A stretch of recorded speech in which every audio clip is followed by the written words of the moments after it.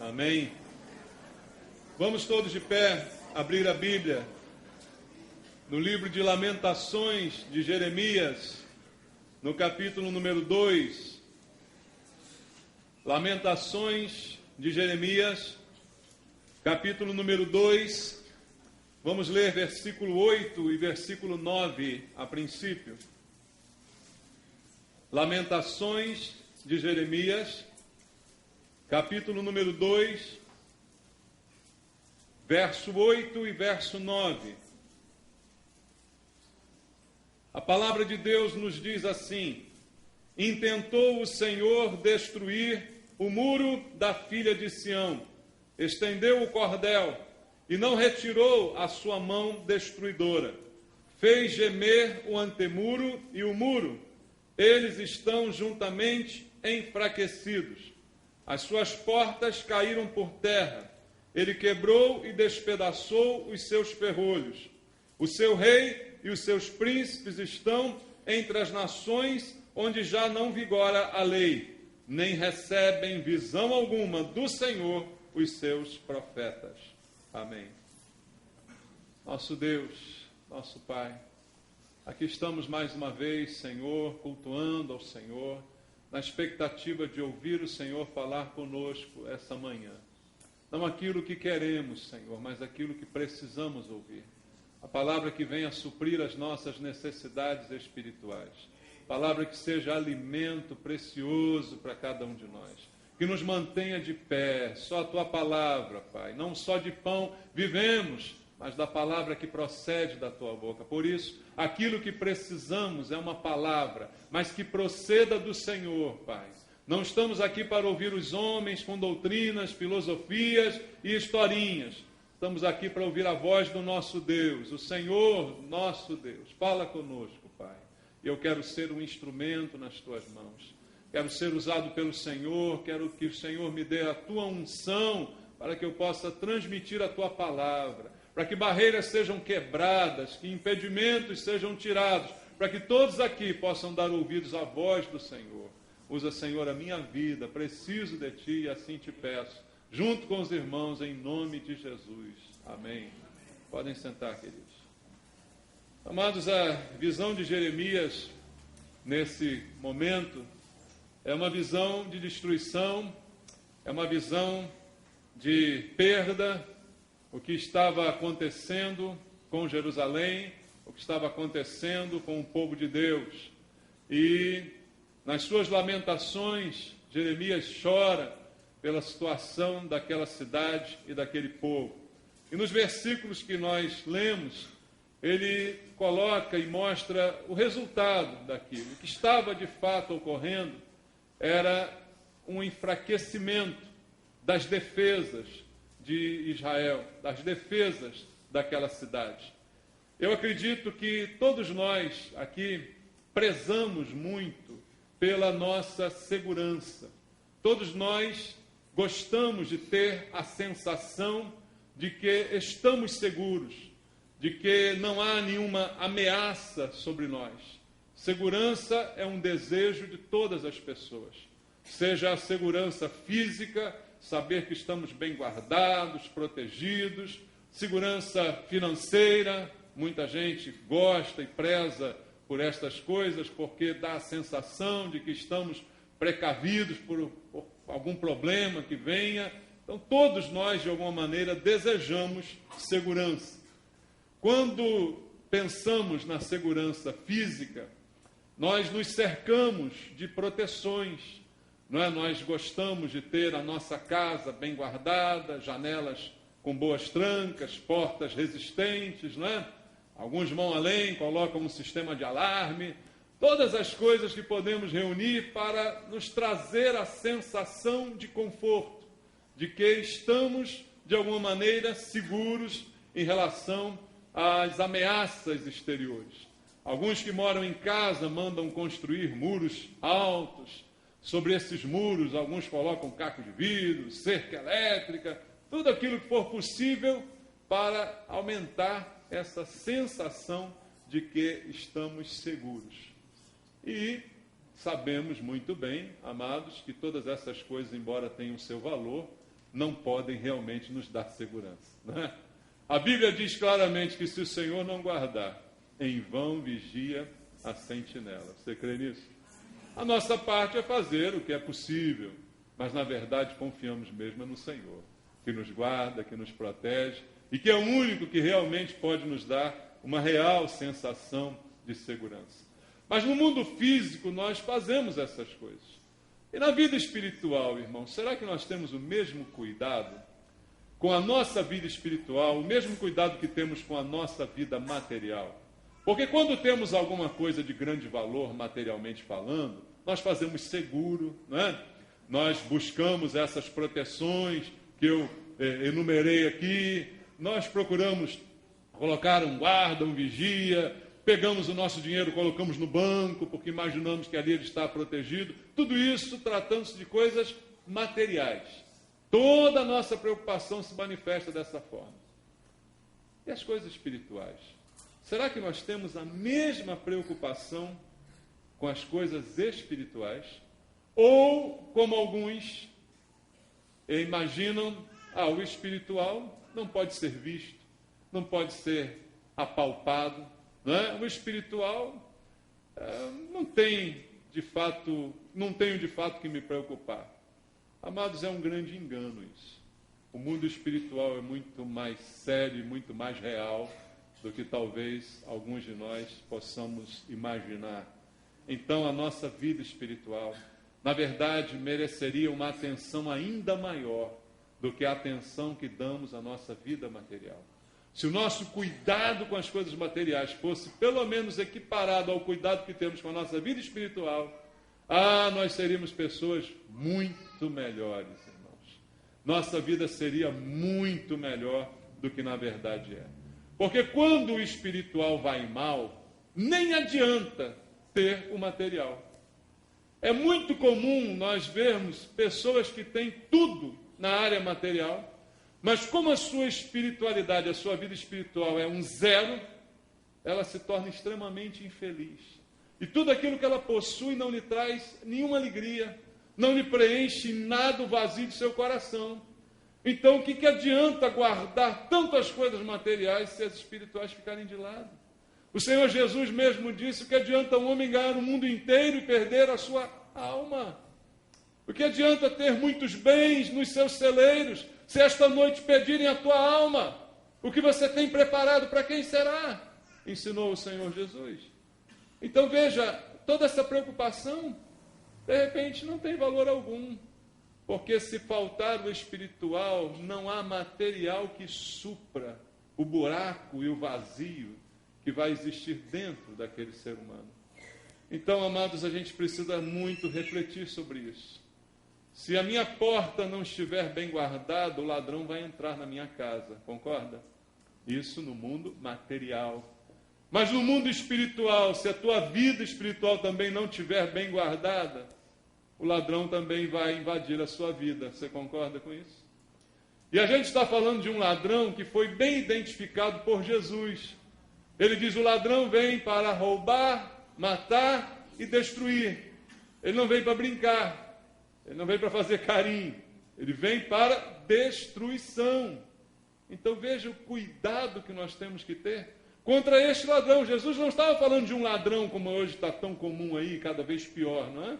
Fazendo cada vez mais maldades. Jesus não estava falando desses ladrões. Ele estava falando do ladrão.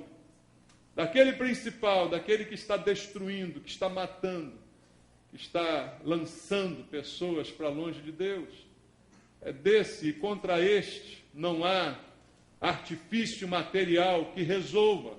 Não há cerca elétrica, não há alarme que dê jeito, não há seguro que compense, irmãos. Então, é contra este que estamos lutando. Nossa luta não é contra carne nem sangue, mas contra principados e potestades, também diz a Bíblia. Então a nossa preocupação deveria ser muito maior, porque quando há um descuido, os prejuízos são grandes, não é? Quando há um descuido, certamente os prejuízos são enormes. Alguns textos bíblicos que eu quero ler com você, queria ler Isaías 24.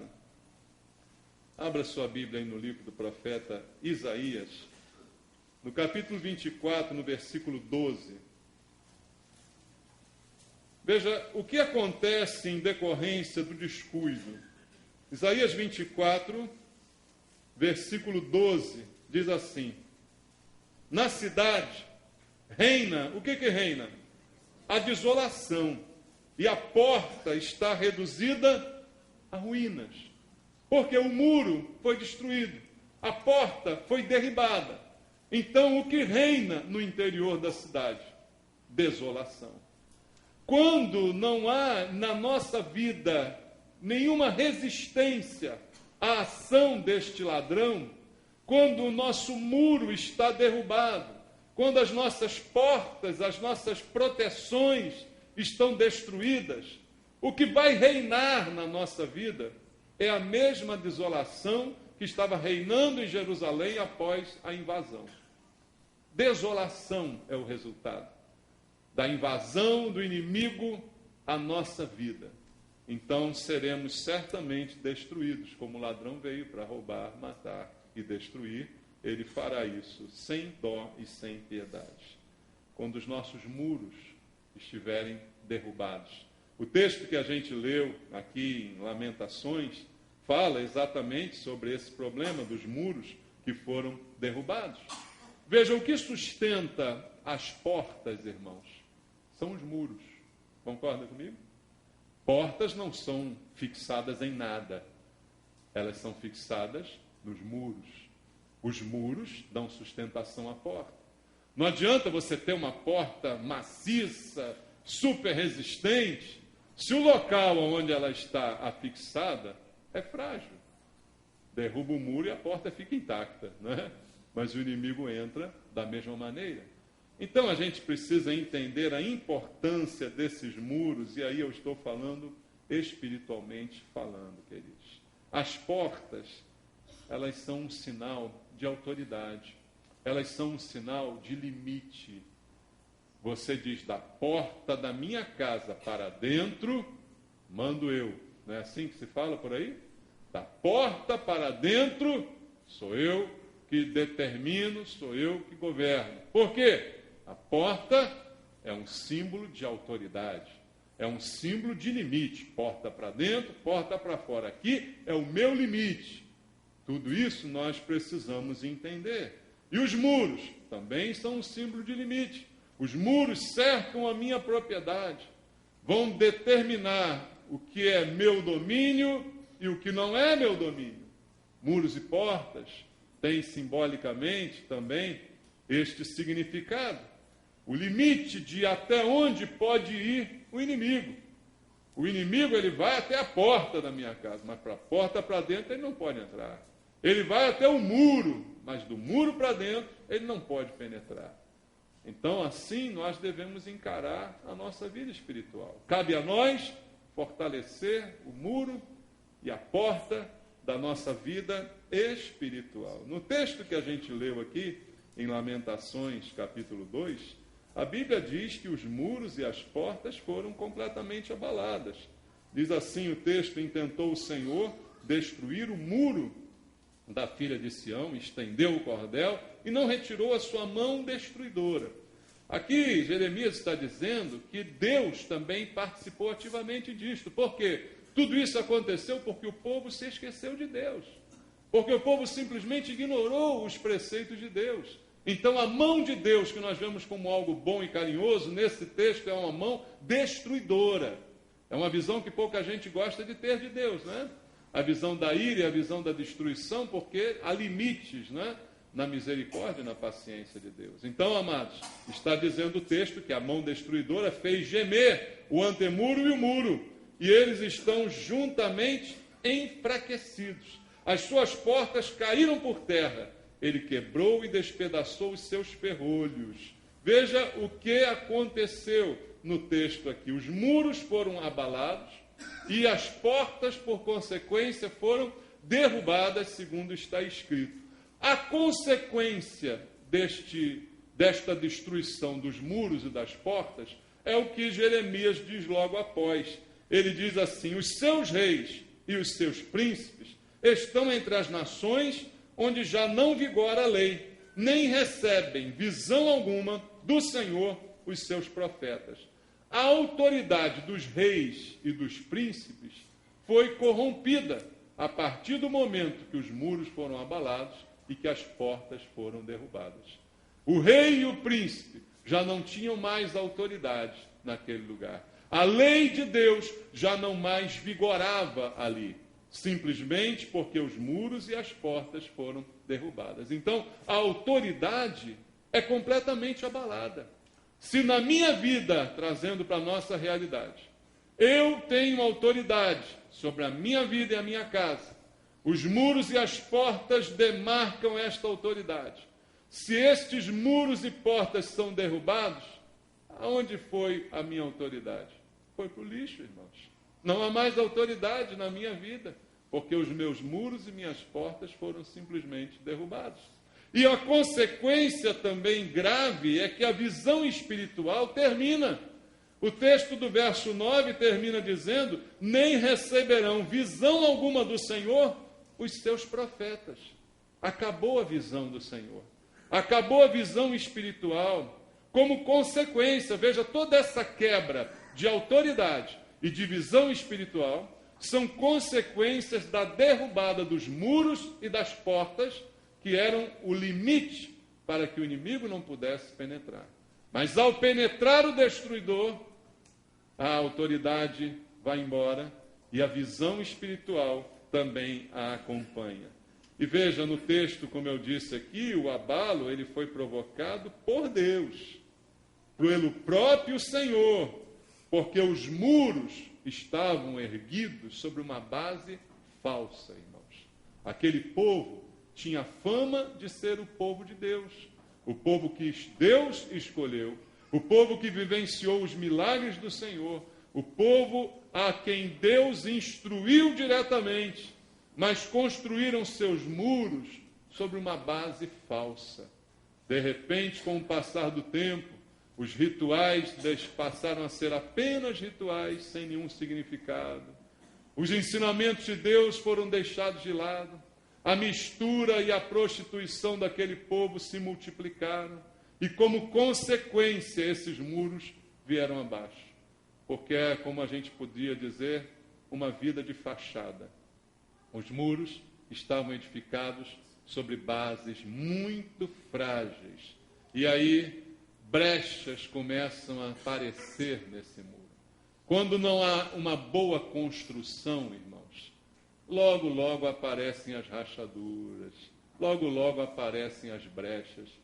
A gente fica revoltado, né, vendo na televisão. Você viu Minha Casa, Minha Vida?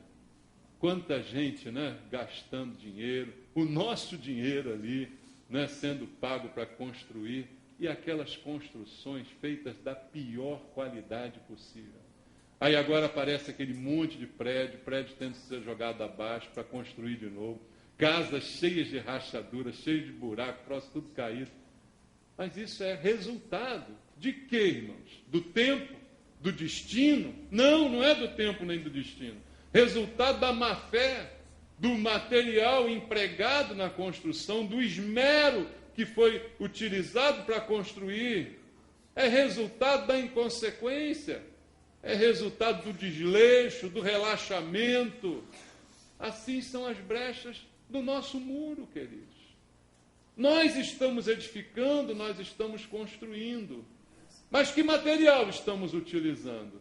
É de péssima qualidade?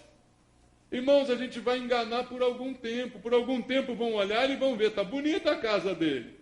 Por algum tempo vão olhar, olha que muro bonito. Mas vai passar um pouquinho de tempo. As rachaduras vão aparecer. Os buracos vão surgir. E aí, meu amado, o inimigo nosso, ele é tudo menos burro. Ele não vai tentar nas fortalezas. Ele vai tentar nas fraquezas.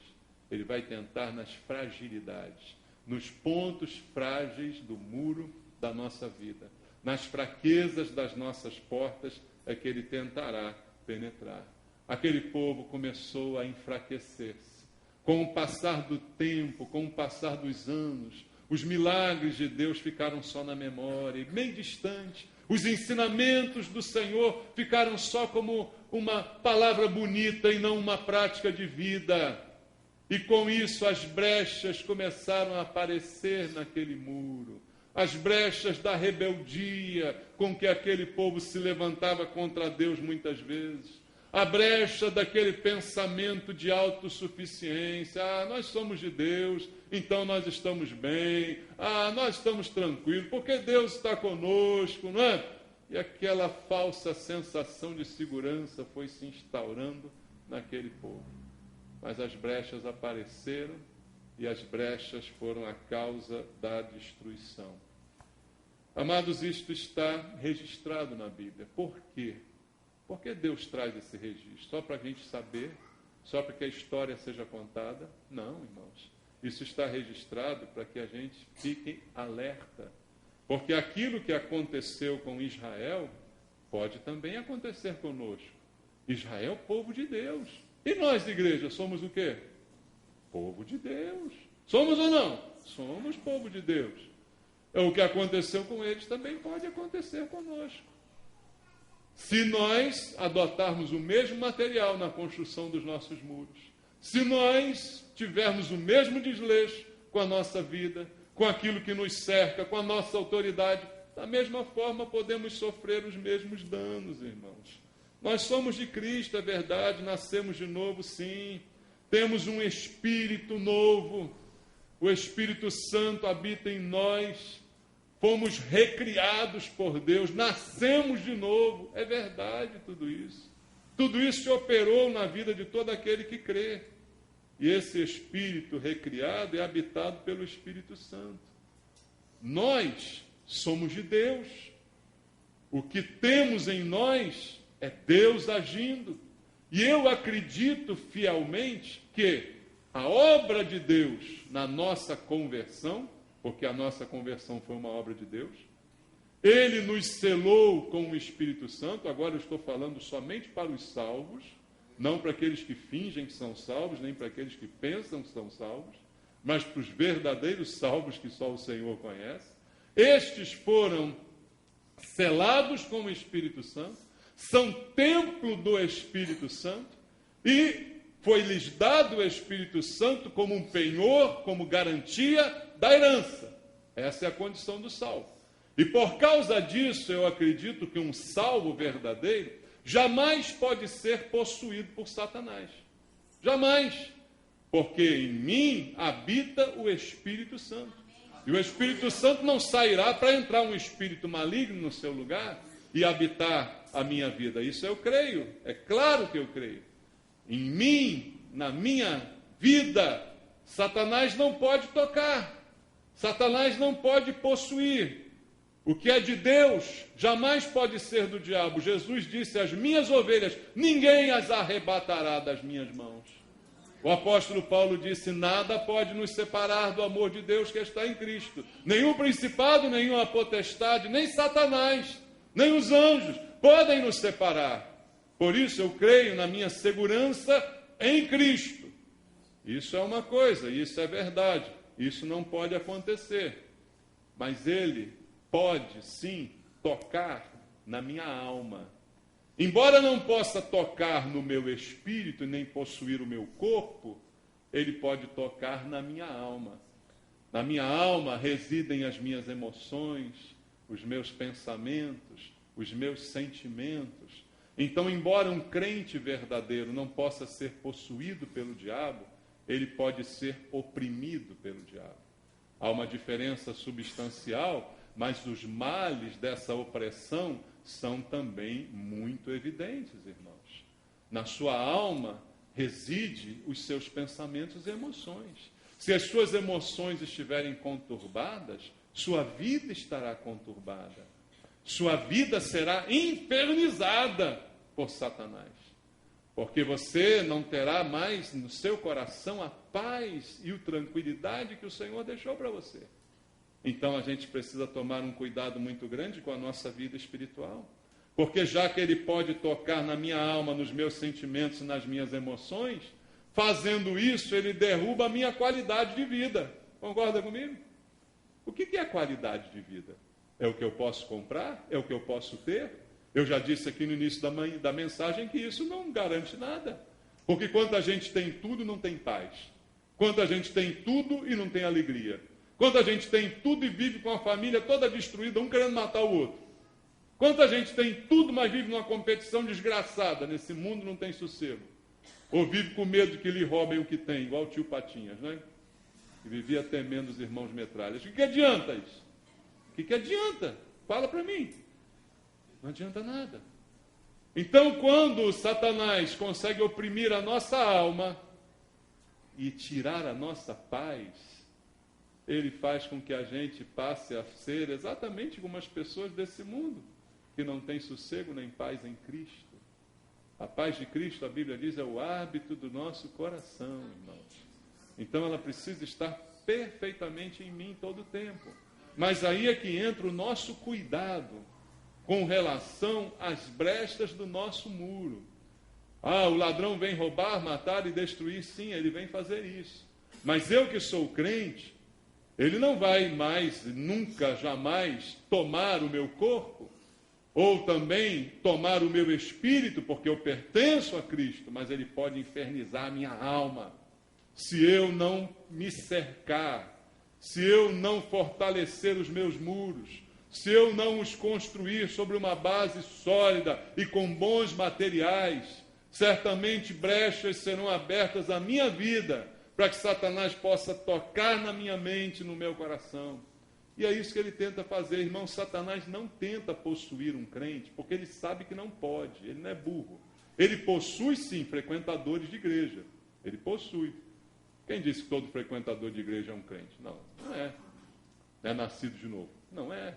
Ele possui até diácono, pastor, tudo mais. Crente, ele não pode possuir. Entendeu isso? Um crente, ele sabe que não pode possuir, então ele nem tenta, porque ele sabe, ele não vai perder tempo. Mas ele tenta, sim, tocar na alma de todos esses, de todos nós. Tenta tocar na alma porque uma vez sacudindo as emoções, uma vez sacudindo os sentimentos, ele prejudica a nossa vida inteira. Irmãos, às vezes a pessoa tem tudo para ser feliz e não consegue ser feliz. Por quê? Porque o emocional está bagunçado. O emocional está completamente destruído. Aí Satanás cumpriu o seu intento. Não destrói nem lança no inferno, mas, em compensação, destrói a existência, inutiliza aquela pessoa. Porque uma pessoa emocionalmente abalada nem pode ser usada por Deus, nem serve para a obra do Senhor. Entende isso? Olha o problema. Cumpriu Satanás o seu propósito de roubar, matar e destruir, mesmo sem lançar no inferno aquela pessoa. Mas o propósito foi cumprido. Por quê? Porque a pessoa se deixou tocar por Satanás. Irmãos, nós precisamos dar muita atenção a isso, porque isso aconteceu com Israel. Isso aconteceu com gente que se dizia de Deus. E o fato de ser de Deus, e o fato de ser crente, não nos livra das investidas de Satanás nesse sentido que eu estou aí explicando para você. Então, certamente, ele tentará. E nesse processo de tentativas, se o muro não estiver bem construído, certamente as brechas aparecerão. Leia comigo a Bíblia em Eclesiastes, capítulo 10, versículo 8. Vamos ler a palavra de Deus no livro de Eclesiastes, no capítulo número 10, no versículo 8, diz assim: quem abre uma cova, nela cairá, e quem rompe um muro, mordê-lo-á o quê? Uma cobra. Se o muro se romper, a cobra vai morder. E a cobra é Satanás, meu irmão, que não veio para brincar. E essa picada de Satanás vai causar muitos males e muitas dores. Então os muros precisam estar levantados, erguidos e fortalecidos. Os muros da nossa vida espiritual precisam estar bem fundamentados para que Satanás não seja vitorioso nos seus intentos. Ele vai tentar nos morder de tudo que é jeito, mas especialmente pelas brechas que ele encontrará no nosso muro. Pelos pequenos buracos que são abertos na nossa vida espiritual, é por ali que ele tentará de toda forma nos atingir. E aí, amados, o muro normalmente ele se rompe quando nós começamos a gradativamente quebrar princípios de Deus. O povo de Israel começou ao longo da história a quebrar os princípios de Deus, quebrar e desprezar o que Deus ensinou. Então, amados, se falarmos sobre brechas na nossa vida espiritual, qual é a maior brecha que nós possamos dar e que é a mais fácil de ser identificada? É a desobediência, meu amado. Desobediência é o caminho por onde Satanás nos atinge. Você tem alguma dúvida sobre isso? É pela desobediência. O principal pecado de Israel foi a desobediência. O pecado de Adão e Eva foi a desobediência. O pecado do povo de Deus foi a desobediência. Por ali, o muro se rompeu e a cidade foi invadida, sitiada e o povo levado cativo para experimentar alguns anos de escravidão nas mãos do inimigo. Veja, amado, você foi liberto. Se Cristo libertou, verdadeiramente você é livre. Mas há um versículo bíblico em que a Bíblia diz: não se submetam novamente ao jugo de escravidão. Ora, se você foi liberto, como é que você vai se submeter novamente a esse jugo? Permitindo, pela desobediência, que Satanás passe a oprimir a sua alma, trazendo você de novo escravo nas suas emoções, nos seus sentimentos. E essa tem sido a vida miserável que muita gente tem levado, irmãos, por causa desse aprisionamento. Mas quando você vai buscar a causa desse problema, ele está na desobediência, irmãos. Não há como ser diferente. Quando vamos investigar a causa disso tudo, vamos descobrir que está ali. A brecha da desobediência. Foi por ali que as coisas aconteceram. É pela desobediência que o muro é destruído e as portas arrombadas. E aí, quando isso acontece, irmão, se com porta e com muro já está difícil, imagina sem porta e sem muro. Imagina completamente desguarnecidos. Se por mais que a gente tente se cercar de proteção, já é pouco, imagina quando não há nada. Aí a nossa vida vira um prato cheio. Veja o que diz Ezequiel 38. Livro de Ezequiel, capítulo 38, versículo 11 e versículo 12. Ezequiel 38, versículo 11 e 12, diz assim: e dirás, subirei contra a terra das aldeias sem muros, virei contra os que estão em repouso, que vivem seguros, que habitam todos sem muros, e não têm ferrolhos nem portas, isso a fim de tomares o despojo, arrebatares a presa e levantares a mão contra as terras desertas que se acham habitadas e contra o povo que se congregou dentre as nações, o qual tem gado e bens e habita no meio da terra. Veja, a Bíblia diz que quando não há muros, somos presas fáceis e temos até uma falsa sensação de segurança. Essa é a pior delas. Quando imaginamos que estamos imunes, isso é o pior. Como diz a Bíblia, ninguém pense de si mesmo além do que convém. Aquele que pensa estar de pé, cuide para que não caia. Porque é a falsa sensação de segurança, é a falsa sensação de que está tudo bem, quando na verdade não está, porque há uma desobediência, porque há uma brecha que não foi tapada, que não foi corrigida, porque há um problema que continua ali latente. Então, Satanás, que vem roubar, matar, destruir, vem aprisionar a pessoa e vai buscar exatamente essas brechas para que ele possa penetrar. Então, irmãos, a Bíblia nos alerta e nós não podemos ser surpreendidos por estas brechas, como foi Israel. Quando Israel deu por si, já era tarde. O inimigo já estava dentro, já estava destruindo e já estava arrebentando com tudo. Leia comigo Isaías 22. Isaías 22, versículo 7 até o versículo 12. Isaías 22, dos 7 ao 12, diz: os teus mais formosos vales se enchem de carro e os cavaleiros se põem em ordem às portas. tira-se a proteção de Judá. Naquele dia olharás para as armas da casa do bosque, notareis as brechas da cidade de Davi, por serem muitas, e ajuntareis as águas do açude inferior. Também contareis as casas de Jerusalém, e delas derribareis para fortalecer os muros. Fareis também um reservatório entre os dois muros para as águas do açude velho, mas não cogitais de olhar para cima, para aquele que suscitou estas calamidades, nem considerais naquele que há muito as formou. O Senhor dos Exércitos vos convida naquele dia para chorar, prantear, rapar a cabeça e cingir o cilício. Em outras palavras, Isaías está dizendo: agora é tarde, agora só resta chorar, porque os muros estão cheios de brecha e agora os inimigos já estão às portas e estão invadindo. Então a palavra de Deus nos serve, irmãos, como um alerta. E no caso daquele povo, Isaías diz aqui no versículo 11, que nem ao menos olharam para cima. Olha só o que está escrito aqui, ó. Mas não cogitais de olhar para cima, para aquele que suscitou essas calamidades.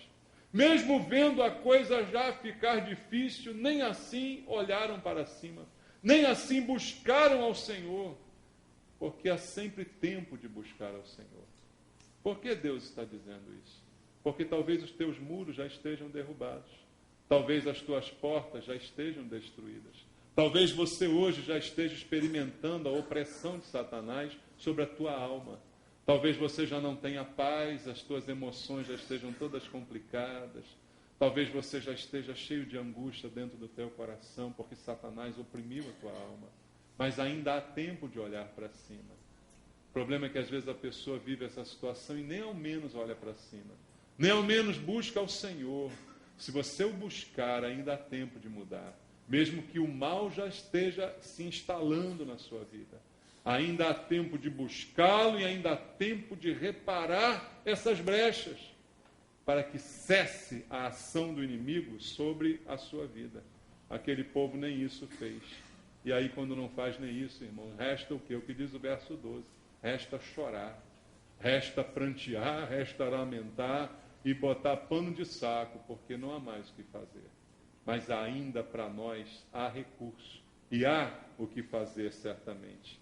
E aí, irmãos, eu quero praticamente finalizar a mensagem com um exemplo. Um exemplo de um muro com brechas e um exemplo de alguém que lutou contra isso.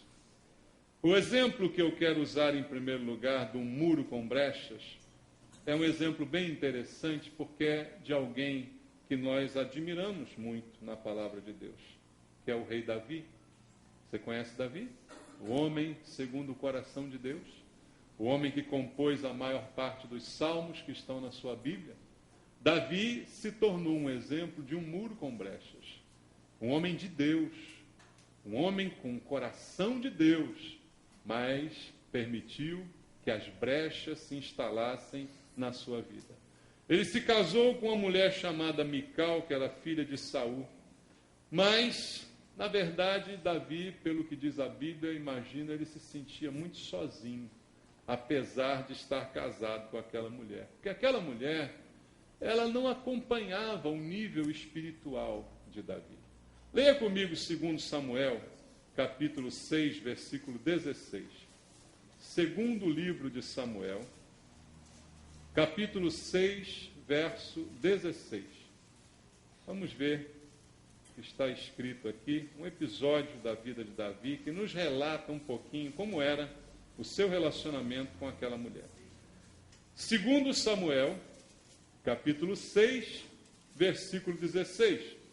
Diz assim: ao entrar a arca do Senhor na cidade de Davi, Mical, filha de Saul, estava olhando pela janela e vendo ao rei Davi que ia saltando e dançando diante do Senhor. O que Mical fez ao ver isso? O desprezou no seu coração. Davi estava num momento espiritual naquele instante. Ele estava cantando, dançando. Não é pecado dançar na alegria, na presença do Senhor, não é? Ele estava dançando diante do Senhor e com alegria, com muita alegria, louvando a Deus. Mas a mulher com quem ele se casou estava o observando para o criticar. Porque ela estava num patamar de espiritualidade muito inferior ao seu. Davi era um homem espiritual, mas Mical não era uma mulher espiritual. Então havia um abismo muito grande entre eles, espiritualmente falando. O texto que a gente leu é uma prova do que eu estou aqui dizendo para você. E a partir disto, não que isto justifique nada, por favor, não entende errado, mas a partir disto a brecha se instalou. Veja, as brechas na nossa vida se instalam, às vezes, a partir de coisas simples, irmãos. Até chegar ao momento crucial na vida de Davi, que nós vemos Davi adulterar, né, e fazer aquilo tudo, começou nisso aí, irmãos. Começou nessa disparidade entre ele e a sua mulher. Porque isso, de repente, gera uma incompreensão, isso gera uma carência afetiva, né? Isso gera um problema. Certamente gera um problema. Quando há um desnível entre marido e mulher, espiritualmente falando, certamente vai haver um problema ali. Satanás, ele não vai ficar impassível diante disso, certamente ele vai atuar na brecha e no problema.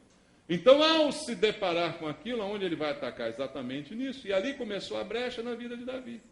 Não foi reparado, o problema não foi reconhecido nem sanado, porque uma coisa é o problema existir, outra coisa é você saber e lutar contra ele, né? Bom, se assim era, o que Davi devia fazer? Investir na vida espiritual da sua mulher, e não arrumar outra, né, irmão? Alguém diz amém? Ah, muito obrigado. Eu identifiquei o problema, o que eu faço? Vou atacar o problema, não vou fugir para arrumar outro, para arrumar outra coisa. Não. Se era assim, se Davi é tão espiritual, Mical tão inferior a ele, o que ele tem que fazer? É nela que eu tenho que investir. Eu tenho que melhorar essa mulher. A mulher que Deus me deu não tem outra. Amém? E o vice-versa. Se o teu marido não é espiritual e você é, o que você tem que fazer? Investir na vida dele. Mas se não fizer, a brecha vai entrar exatamente por aquilo que a gente não faz. Pelo bom material que a gente não empregou, não é? Pelo cuidado que a gente não teve na hora de construir. É por ali que aparecem as brechas. É ali que aparecem os furos no muro. Mas Davi não fez isso. Então, como não foi reparado, aí entrou a serpente. A serpente que vem picar. Ela entra na brecha, né?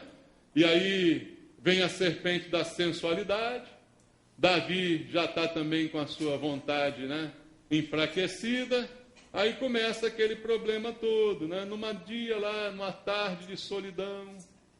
Capítulo 11 de 2 Samuel narra a história. Não precisa ler, você já conhece. Está lá Davi sozinho. Não foi para a guerra como devia ir, como todos os reis iam. Ele não foi, ficou em casa. Indolente, preguiçoso, acorda. Aí como quem não quer nada, sozinho. Minha mulher é uma porcaria e tal. Aí olha, mulher pelada. Aí olha, ela tomando banho lá. Aí ele fica, pega o binóculo. Eu quero essa mulher. Aí chama a mulher, leva a mulher para casa. Aonde entrou isso tudo? Na vida de um homem de Deus. Na vida de um povo de Deus. Na vida do povo de Deus. Aonde entra essa opressão? Na mente, não é? Estou sozinho, minha mulher não me acompanha, não está no meu nível, eu estou aqui sem nada para fazer, tal. Aí vai, chama a mulher. Aí a mulher vem, buchuda. Aí vira, estou buchuda. Aí, outro problema, tenho que reparar a brecha. Agora é tarde, né, meu filho? A brecha já virou, está escancarado o negócio. Ela está de barriga. E ele aí, para tentar reparar a brecha, mas de maneira errada, aí entra aquele ditado, pior a emenda do que o soneto, né? Aí resolve matar o marido dela. Tenta fazer com que o marido se deite com ela. O marido não se deita porque é fiel. Eu estou contando a história rápida aqui. Se você não conhece, 2 Samuel, capítulo 11, lê em casa, tá? A história completa. Mas não conhece, não consegue fazer o marido se deitar com ela, então ele tem que matar o marido. Um abismo chama outro abismo. Mas onde isso começou? Isso começou na brecha. Isso começou lá atrás, na brecha. Agora, um outro exemplo para a gente terminar a mensagem, senão não acaba hoje, o povo está com fome. A emenda é pior do que o soneto. Se você partir por isso, você vai colher as consequências. Davi colheu consequências amargas na sua vida. Sua mente, seu emocional foram abalados através daquela experiência. Satanás não tirou a salvação de Davi. Satanás não mandou Davi para o inferno por causa daquilo. Mas Satanás atrapalhou a vida de Davi muito tempo. Por muito tempo aquilo deixou marcas no seu coração. Marcas profundas que foram reflexo na vida dos seus filhos. Davi teve uma família super conturbada, um homem de Deus, mas a família, filho matando o outro, filho estuprando o outro. Uma desgraça. Por quê? A brecha entrou. E é pela brecha que Satanás... Não foi para o inferno, Davi. Mas sua vida virou um inferno. Satanás não manda você, crente, para o inferno. Mas faz a sua vida virar um inferno. A ponto de alguns preferirem até morrer. Isso aqui é o pior, amados. Mas um último exemplo, agora um bom exemplo, que eu quero trazer para você. Abra 1 Samuel 25. Só mais 50 minutos e eu termino. 1 Samuel 25, olha só o que está escrito aqui. 1 Samuel 25, versículo 3. 1 Samuel 25, verso 3, diz assim: Nabal era o nome deste homem, e Abigail o de sua mulher. Esta era sensata e formosa, porém o homem era duro e maligno em todo o seu trato. Ele era da casa de Calebe. Vamos falar da mulher chamada Abigail, esposa de um cidadão chamado Nabal. Nabal era louco de pedra. É o que a Bíblia diz dele. Nabal é o seu nome, e o seu nome já denota a sua loucura. É o que a Bíblia afirma. Veja comigo o versículo 14 do mesmo capítulo. Nesse meio tempo, um dentre os moços de Nabal anunciou a Abigail, mulher deste, dizendo: Davi enviou do deserto mensageiros a saudar nosso Senhor, porém este disparatou com eles. Aqueles homens, porém, nos têm sido muito bons. Nunca fomos agravados por ele e de nenhuma coisa sentimos falta em todos os dias nosso trato com eles. Quando estávamos no campo, de muro em redor, nos serviam, tanto de dia como de noite. Todos os dias que estivemos com eles, apacentando as ovelhas. Agora, pois, considera e vê o que hás de fazer, porque já o mal está de fato determinado contra o nosso Senhor e contra todos da sua casa. Ele é filho de Belial e não há quem lhe possa falar. O que aconteceu? Nabal vivia com a sua mulher, com seus funcionários. Davi chegou ali com os seus homens e quis uma ajuda de Nabal para que servisse aos homens uma refeição e tal. Nabal, como é maluco, falou: não vou dar não, não vou mesmo, do meu feijão Davi não vai comer. Aí os funcionários de Nabal chegaram para a mulher dele e dito o que a gente leu aqui. Disse: olha, Nabal está maluco, porque os homens de Davi sempre trataram a gente bem. Diz o texto, eles até nos serviram de muro. Está escrito aqui, você viu o muro? Por quê? Nos guardaram, nos protegeram. A gente com isso conseguia alimentar nosso gado legalzinho. Eles sempre foram bons conosco. E agora chegou a hora de retribuir a bondade. Nabal maluco não quer fazer isso. Vai acontecer o seguinte: já foi a resposta para Davi. Nosso destino agora está selado. Veja a diferença. Quem é que destruiu o muro da sua própria casa? Nabal. O próprio muro vai ser destruído, porque ele, com a sua atitude de maluco, por que o maluco faz alguma coisa? Você vai querer entender o maluco? Mais maluco é quem tenta entender o maluco. Pensa comigo. Maluco faz maluquice, você não vai entender o maluco. Quer entender o maluco? Por que Nabal fez? Porque é maluco. Quem quer entender o maluco? Acontece que, graças a Deus, ele tem uma mulher, que a Bíblia diz lá no versículo 3 que a gente leu, que além de ser bonita, é sensata. É a minha esposa. É a minha mulher. A Abigail. Além de bonita, é sensata. Um homem que tem uma mulher dessa vai para frente, vai progredir. Por isso que eu cheguei onde cheguei. Não tem como ser diferente, não é? Mulher boa, mulher sensata, mulher inteligente. Essa mulher salvou a vida de todo mundo, irmão. E veja o que diz o versículo 33 do capítulo 25. Olha só. 33. Bendita seja a tua prudência, e bendita seja tu mesma, que hoje me tolheste de derramar sangue e de que por minha própria mão me vingasse.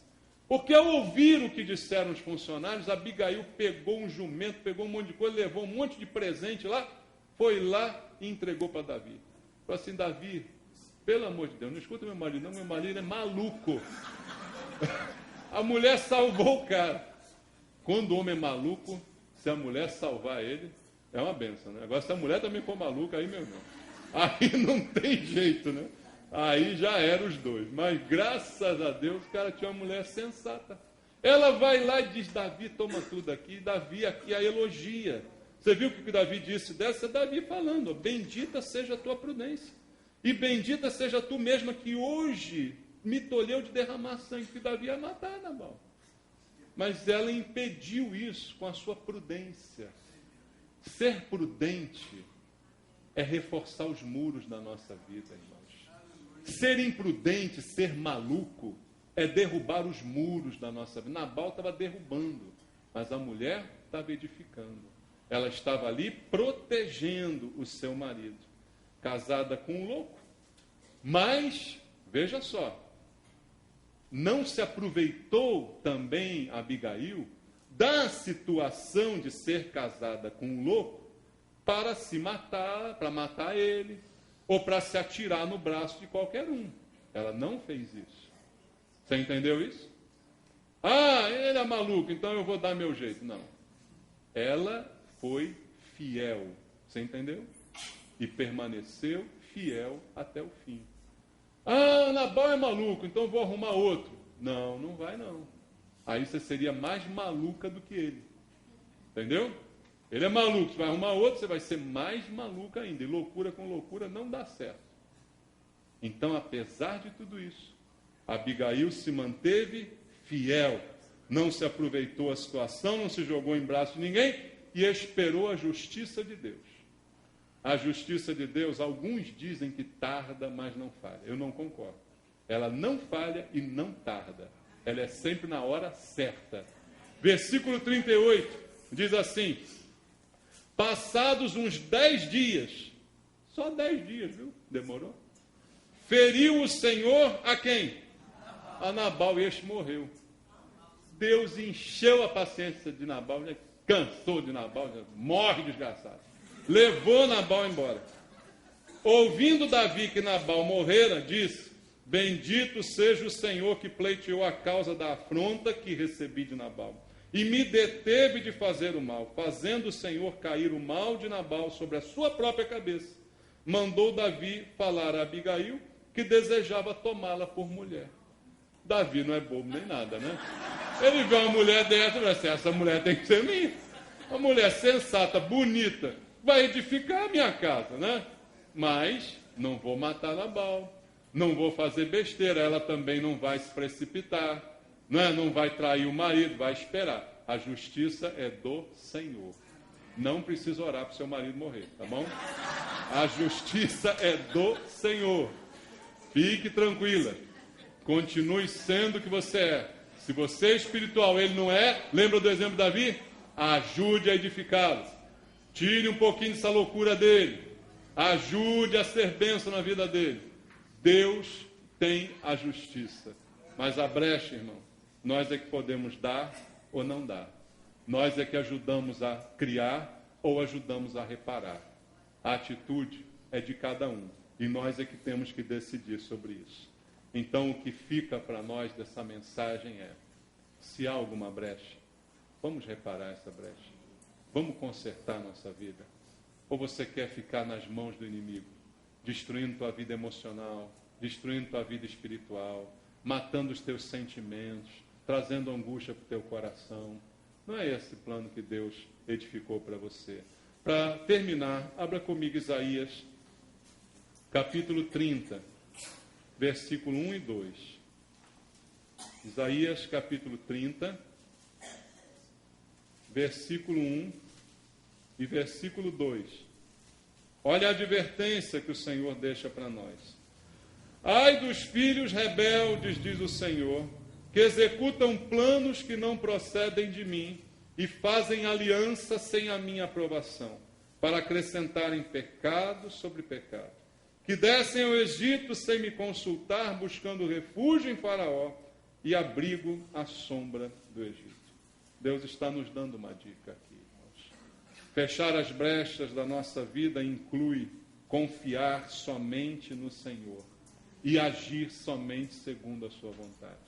A Bíblia diz que o homem pode fazer planos, mas a resposta vem do Senhor. Às vezes as brechas aparecem quando fazemos planos sem consultar ao Senhor. Quando temos ideias que parecem maravilhosas, mas não perguntamos a Deus. Ou quando vamos buscar ajuda naqueles que não são de Deus, ao invés de buscar ajuda no Senhor. É esse um dos caminhos maiores de brecha na nossa vida. E é por aí que Satanás vai entrar. Por onde estivermos enfraquecidos. Guarda o teu coração, guarda a palavra de Deus e repara as brechas da tua vida. E se alguma brecha já está latente, evidente, e se Satanás já está fazendo, faça como disse a Bíblia, olhe para o alto, olhe para o Senhor, busque a Deus essa manhã. Amém? Vamos louvar ao Senhor nosso Deus. Amém. Glória a Deus. Vamos louvar ao nosso Deus. Guarde a palavra do Senhor no teu coração. Esse hino diz isso: a tua palavra escondi, guardada no meu coração, para não pecar contra ti. Louve ao Senhor.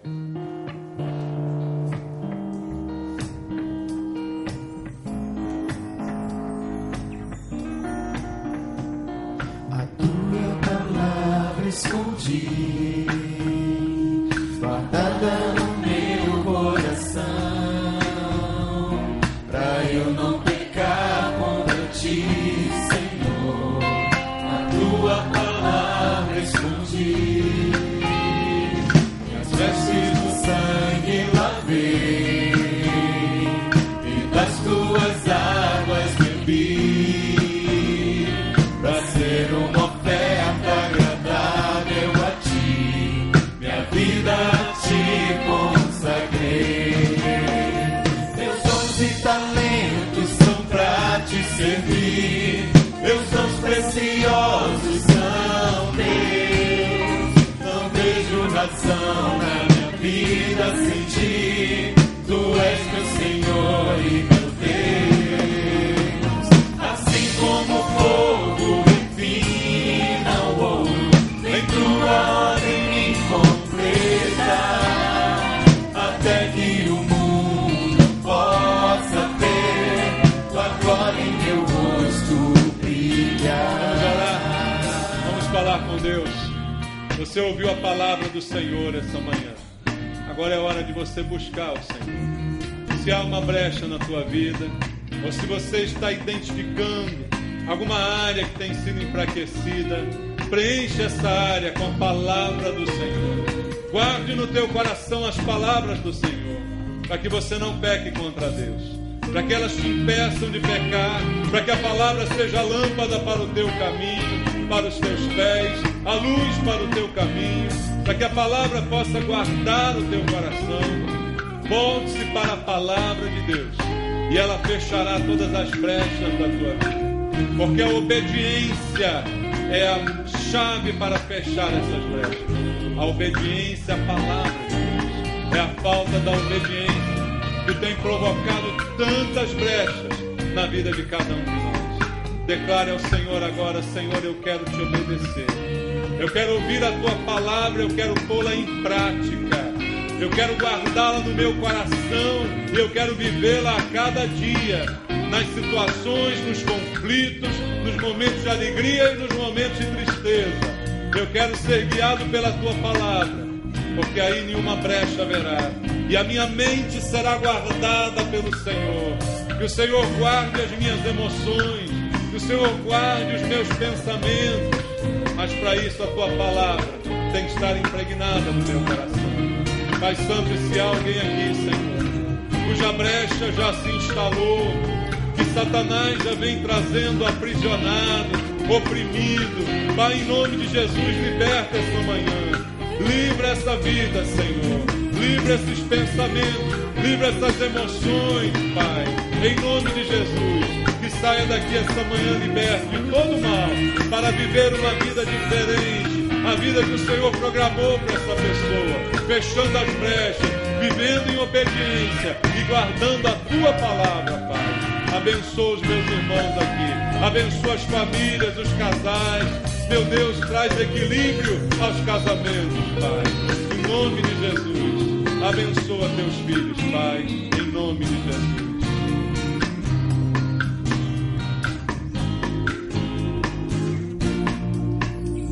A Tua palavra escondi, guardada no meu coração, pra eu não pecar contra Ti, Senhor. A Tua palavra escondi, deste do sangue lavei, e das Tuas águas bebi, pra ser uma oferta agradável a Ti, minha vida a Ti consagrei. Meus dons e talentos são pra Te servir, meus dons preciosos são Teus. Não vejo razão na minha vida sem Ti, Tu és meu Senhor e meu Deus. Assim como o fogo refina o ouro, vem Tua obra em mim completa, até que o mundo possa ver Tua glória em meu rosto brilhar. Até que o mundo possa ver Tua glória em meu rosto brilhar. Até que o mundo possa ver Tua glória em meu rosto brilhar. Oh Deus, refina com fogo, Pai. Glória ao Teu nome, Senhor. Amém. Glória a Deus. Tem almoço na cantina missionária. Almoce conosco. Guarde o teu coração. Venha à igreja hoje à noite. Evangelize à tarde. Traga alguém que não conhece a Cristo para ouvir a palavra. Venha ver o batismo nas águas, um momento tão importante para a igreja, não é? Esteja conosco durante a semana, quarta-feira, teu lugar é aqui. Amém? Ouvindo a palavra do Senhor, guardando no coração para não pecar contra Deus. A fé vem pelo ouvir. E a Bíblia diz que sem fé é impossível agradar a Deus. Que a graça e a paz do nosso Senhor e Salvador Jesus Cristo, o amor de Deus, a comunhão, a consolação do Espírito Santo, reinem sobre a igreja, sobre a tua vida.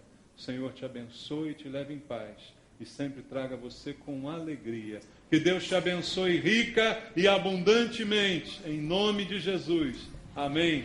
Graças a Deus. Vamos louvar.